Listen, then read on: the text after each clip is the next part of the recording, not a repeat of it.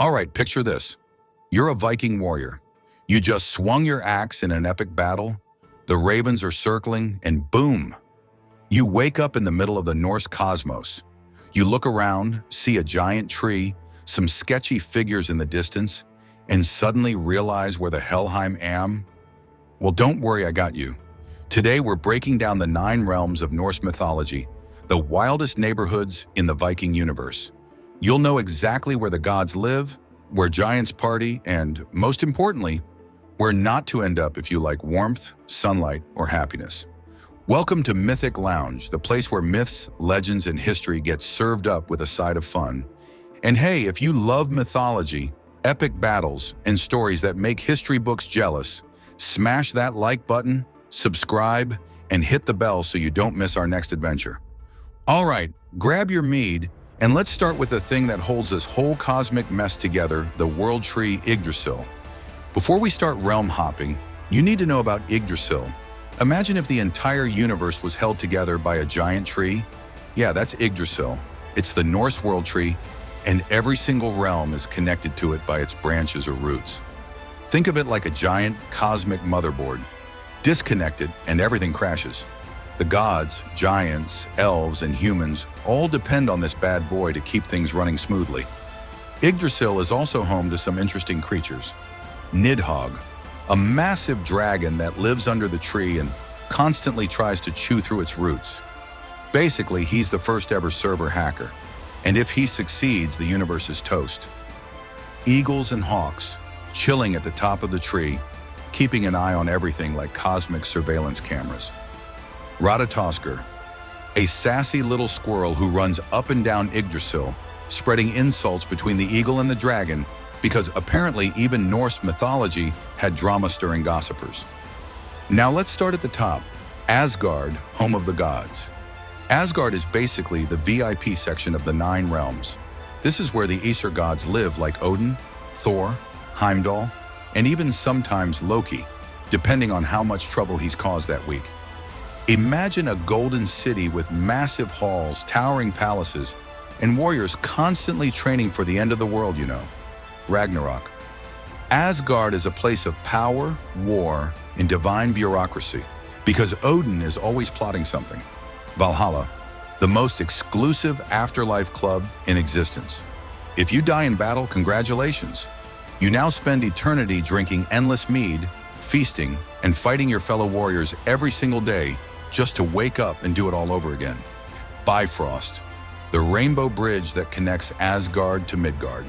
Picture the most epic Uber ride in history, only operated by Heimdall, the golden-eyed security guard of the cosmos who sees everything. But if Asgard is the divine penthouse, Midgard is the messy living room where all the action happens. Ah yes, Midgard, also known as Earth. Out of all the realms, this one's the most relatable. It's where humans live, work, fight, and wonder why gods keep using their world as a battlefield.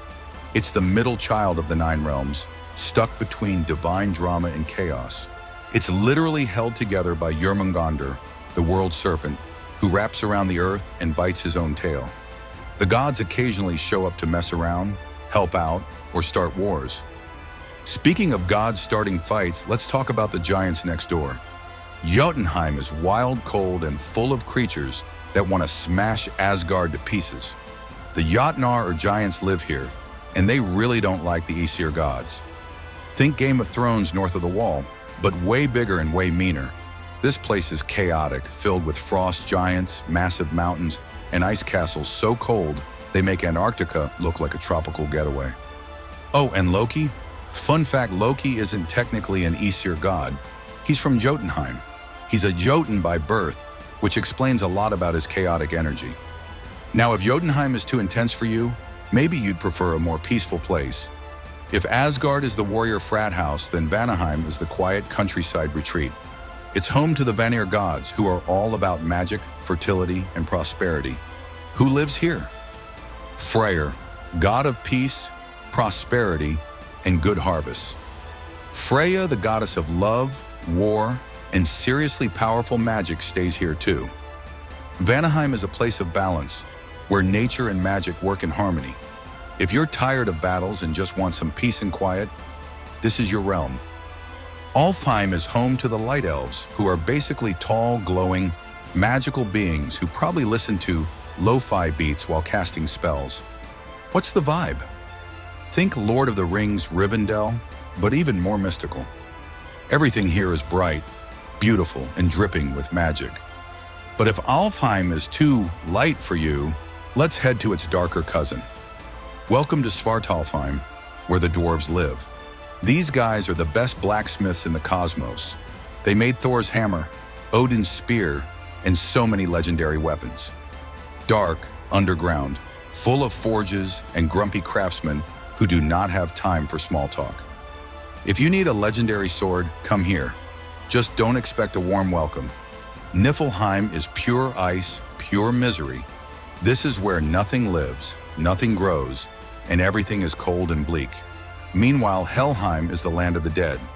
If you didn't die in battle, you go here, where Hel, Loki's daughter, rules with a meh attitude, and that, folks, are the 9 realms. Which one would you want to visit? Let me know in the comments. If you had fun, hit like, subscribe, and join us next time at Mythic Lounge, where we bring legends to life.